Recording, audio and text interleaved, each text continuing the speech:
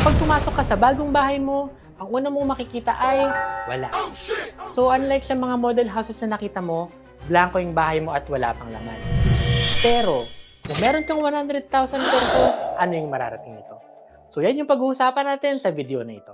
So unang-una, kapag narinig mo 100,000 pesos, oh my God! Grabe, napakarami mo nang mabibili dito. Pero hindi pala.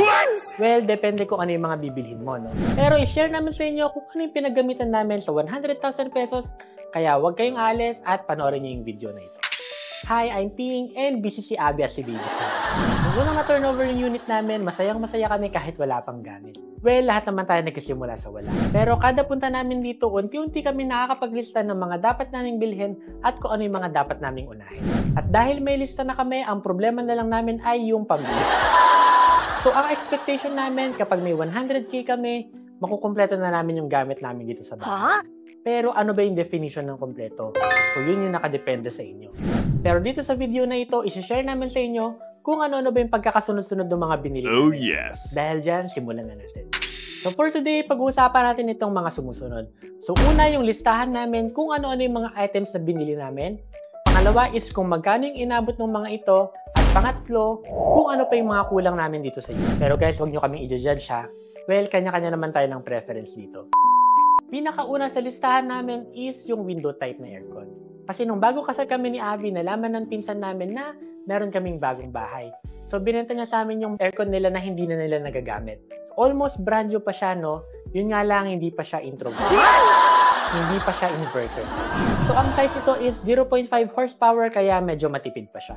Pero since nagsisimula pa lang kami, kinuha na namin ito dahil napakamura niya, 4,000 pesos lang. So ayan. At pangalawa naman, dahil may aircon na kami, kailangan namin ng aircon bracket at kailangan namin itong mapa-install. Mahirap nga naman kung may aircon ka tapos hindi naman siya naka-install. And syempre, kapag na-install mo ito, mas maganda kung meron siyang bracket para may support ito at hindi siya mahulog. So ang nagastos namin dito is 2,500 pesos kasama ng installation at yung bracket. So pangatlo sa listahan namin is yung mattress or yung kutsyon para meron na kaming hihigaan. Bali, bumili kami nito sa Abenson Som Walter Mark Santa Maria. Ang kinuha namin is yung full double, which is yung size niya is 54 by 75 inches. Nice! So ayan, medyo malaki siya at kasyang-kasya kaming tatlo dito. So ang price nito ay nagkakahalaga ng 6,000 pesos. May butal pa siya pero para madali tayong mag-compute, round off na lang. Dahil okay na yung tulugan namin sa taas, yung baba namin wala pang gamit. Kaya ang una namin binili dito ay electric fan. So every punta namin dito, ang ginagawa namin usually is nagbubukas kami ng pintuan at mga bintana. So naisip namin, kailangan namin bumili ng electric fan para mabuhay kami sa buhay. By the way guys, yung binili namin is Asahi na stand fan na nagkakahalaga ng 4,000 pesos. So yun, sulit na sulit naman. So sumunod na binili namin is yung dining set. Ito yung mga nakikita namin online na space saver, so binili namin siya. So ang akala namin, kapag dumating siya dito, ilalagay na lang namin siya sa dining area. Pero hindi pala ganun. So dumating siya dito, kailangan mo pa pala siyang i-assemble. Bali, sinimulan ko i-assemble ito tanghali, so natapos ako gabi. Pero worth it naman siya kasi nakakakain kami ng maayos at meron na kaming patungan ng mga gamit. So ang halaga nito ay inabot ng 4,500 pesos. So kung i-add natin lahat, inabot na kami ng 21,000 pesos. Mental na. So puntahan natin yung pang-anim na binili namin, which is yung kitchenwares and utensils. Actually, may nabili na kami nung una na set ng kutsara tinidor, tapos bumili na rin kami ng plato. Ang akala namin is okay na to kasi simula pa lang naman tayo. Pero hindi pala. Alam nyo ba yung nagpa-realize sa amin na kulang talaga yung gamit namin? Ito yung time na kailangan ko magluto ng dinner para sa amin niya. Tapos nakakita ko ng San Marino na corn tuna. So inisip ko ito na lang lulutuin ko, pero naalala ko wala nga pala kaming bawang at sili. So cancel na ito. Ang ginawa ko is naghanap pa ako at nakakita ko ng meatloaf. Ang problem is yung meatloaf na to, wala siyang bukasan kagaya ng mga tuna or mga sardinas. Nag-isip ako ng paraan para mabuksan ito at nagpunta ako sa YouTube. So nakakita ko dito ng pagbubukas nila ng lata na ang gamit is kutsara lang. So ginagawa ko siya 30 minutes na, wala pa din nangyayari. So ang naisip kong another way is yung screwdriver ko dun sa kotse. So ang ginawa ko, yung negative na screwdriver, pinukpok ko lang dun sa may lata. So ayun, nagkaroon naman siya ng small opening. Ang problema nito is, hindi ko siya ma-push through pa kasi masisira yung meatloaf sa loob. Kasi 'di ba, gusto natin, kapag nagluto tayo ng meatloaf, itataktak lang natin siya doon at buo pa rin dapat siya. Ang ginawa ko is, inopen ko yung small opening ng lata gamit yung plies. So yun, hanggang ngayon amoy meatloaf pa rin yung plies. Pero nangyari nito is, nabuksan naman na siya at nung tinataktak ko, hindi siya mahulog ng smooth kasi nga meron siyang parang tusok-tusok. So no choice ako, kinutsara ko siya. So nung napunta siya rin sa plato, lasog-lasog din. Pero okay pa rin kasi pwede naman siyang iluto. So okay lang pala na hindi perfect yung pagkakalagay ng meatloaf dun sa plato kasi naisip ko kahit perfect siya, wala nga pala kaming panghiwa nito. So, yun. And then nag-proceed na ako sa pagluluto gamit namin yung multi-cooker na napanalunan namin sa raffle. Nung niluluto ko na siya, naalala ko wala nga pala kaming pangluto. So ang gamit ko, kutsara panghalo. No? So ang ending, ang food namin is nagmukha siyang dog food. Dami ko sinabi, no? Pero yun yung story kung bakit kami bumili ng kitchenware. So yung nabili namin na set is inabot ng 5,000 pesos in total. So bukod sa dining set namin, wala na kaming ibang maupuan kung hindi hagdan or sahig. So yung pangpito na binili namin is sofa. So bumili kami ulit sa Abenson Home. So ito naman guys, dineliver siya kinabukasan. So yun yung hinabol namin kasi every weekend lang kami dito, no? So para hindi na namin kailangan mag-leave para dun sa delivery. Okay. Tapos kapag bibili ka ng sofa, hindi pala pwedeng basta-basta kasi kahit marami kang pera, i-consider mo pa rin yung size ng unit mo. So before kami magpunta doon, ang ginawa ko, nagsukat muna ako dito sa lugar namin. Kaso ang problem, pagdating namin doon sa Abenson Home, nakalimutan ko dalhin yung tape measure ko. So buti na lang yung salesman doon is meron siyang sariling tape measure kasi kung hindi, baka nagdangkal-dangkal ako. So ayun, nung nakita na namin yung sofa na para sa amin, binili na namin ito at pinadeliver namin kinabukasan. So yung sofa, nagkakalaga ito ng 20,000 pesos. Bilang pangkumpleto namin sa gamit sa baba, bumili kami ng dining set pero nabanggit na namin to kanina, no? So guys, ito iba. Dining set talaga siya na legit. Ito yung pag-upo mo, ramdam mo na kayang-kaya niya yung weight mo at hindi ka niya ilalagay. Oh, yeah. Yung isa kasi naming dining set, yung upuan nun, may one time na kumakain kami tapos bigla na lang ako nahulog. So itong binili namin, complete dining set na siya na merong 4 na upuan. So ito guys, may sandala naman na siya na, so parang kagaya nito. Okay! Tapos yung kahoy ng table na to, masasabi mo na medyo matibay na siya kasi pag kinatok mo, alam mo makapal siya at matibay. So yun, nung nasa store kami, for the go na kami at binili na namin ito.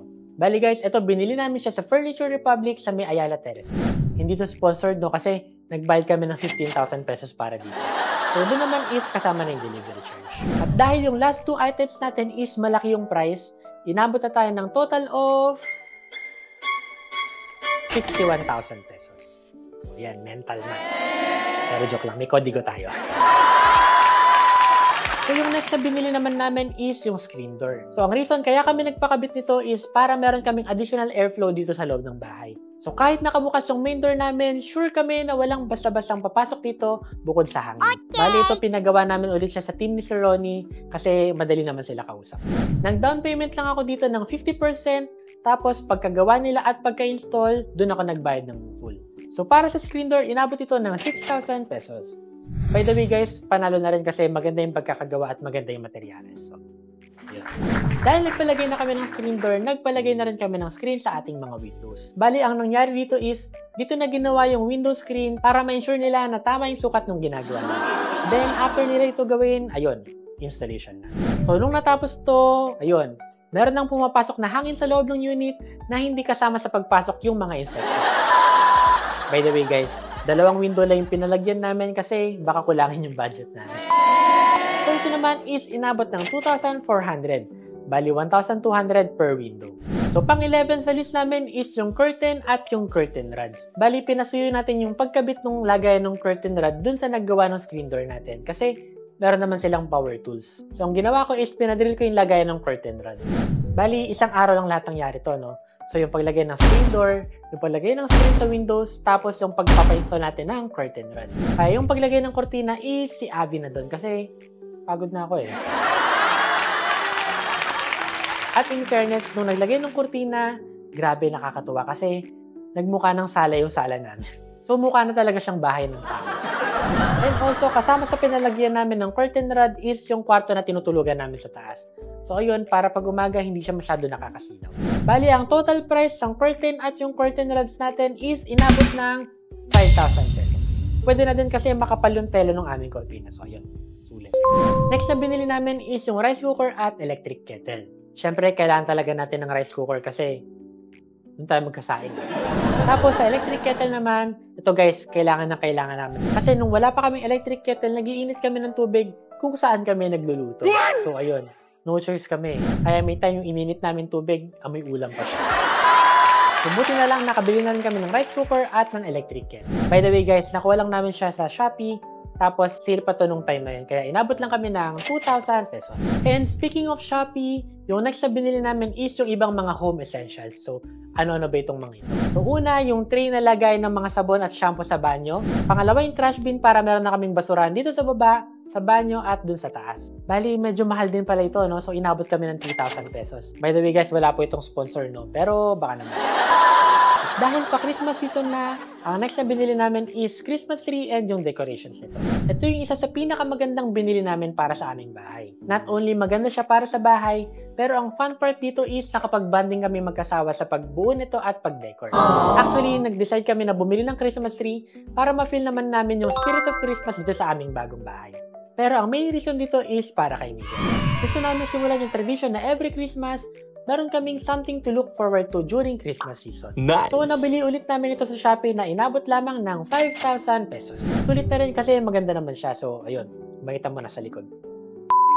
Kung ito total nyo yung nasa listahan namin, inabot na kami ng 84,400. Ayun, tama. And speaking about pagbibigay ng gamit, gusto namin pasalamatan yung mahal na mahal naming boss na si Sir Chito. So, ayun, binigyan niya kami nung napanalunan niya sa raffle, which is itong Asahi na tower fan. So, ayun. Thank you very much, Sir Chito, kasi nadagdagan ko yung gamit namin dito pala. And also, gusto namin pasalamatan ang Bol and Bonifacio family sa pagbigay sa amin ng kanilang regalo. So, ayun. Bali guys, isa siya sa mga subscriber natin, so pinadala niya pa ito. So, thank you po, Miss Lou, and Merry Christmas. Pang 15 at last sa aming binili is yung refrigerator. So guys, ito yung kumompleto sa buhay namin kasi hindi na kami iinom ng maligamgam na tubig. So, hindi na rin namin kailangan bumili ng yelo sa Alphamart para lang mapawi yung uhaw natin. Kasi may time na wala kaming yelo noon, tapos lahat na ng Alphamart na puntahan na namin, wala rin silang stock ng yelo. So ang ending, tuyong-tuyo yung lalamunan namin. Pero ayun, finally, nakabili na rin kami ng ref mula sa Abenson, Santa Maria. So ito naman sa appliance section nila doon lang sa may first floor. Bali, sinama namin si Miguel nun sa pagbili namin ng ref at buti na lang hindi pa siya nagtuturo ng mga ipapadala. Ang kagandahan nito is meron siyang stock at available siya for delivery kinabukasan. Kaya binili na namin. Tapos kinabukasan, andito lang ako sa baba kasi naghihintay ako ng delivery. Excited ako eh. Kaya nung dumating na, grabe yung kilig namin ni Abby. So pag nainitan si Miguel, ilalagay na lang namin siya sa ref. Pero syempre dito. So, ayun. Nung dumating yung ref, pinalagay lang namin siya sa ilalim ng hagdanan. Bali guys, itong ref namin is LG na 10.1 cubic feet. And ito ay nagkakahalaga ng 26,000 pesos. Which is medyo masakit sa bulsa pero grabe, super sulit naman. So guys, yan yung 15 items na binili namin para masabi namin ready na kami lumipat dito sa unit namin. So, yung 100,000 pesos ba ay ano sa tingin nyo? Sapat na ba or kulang pa? So let us know in the comment section down below para malaman namin kung ano yung mga opinion ninyo. Pero alam nyo guys, based sa mga na-share namin sa inyo, yung mga nabili namin is mabubuhay na kami rito ng komportable. Though aminado kami na marami pa talagang kulang. So wala pa kaming washing machine, wala pa kaming sampayan ng damit, wala pa kaming lagayan ng damit, tapos gusto namin ng induction cooker, tapos marami pang iba. At kung meron kayong mga gamit na gusto nyong ibigay, tumatanggap ko kami. Thank you in advance. At kung umabot ka sa part ng video na to, sana na-click mo na yung like button para alam kung umabot ka talaga dito. At para sa mga susunod pa naming bibilhin, para sa aming home improvements, abangan nyo yung next videos namin, lalo na kung nagsimula pa lang kayo kagaya namin. At para mapanood nyo to, dapat na-click nyo na yung like, subscribe, and notification bell para ma-notify kayo sa next video uploads namin. Okay? At kung tapos na, see you on the next video.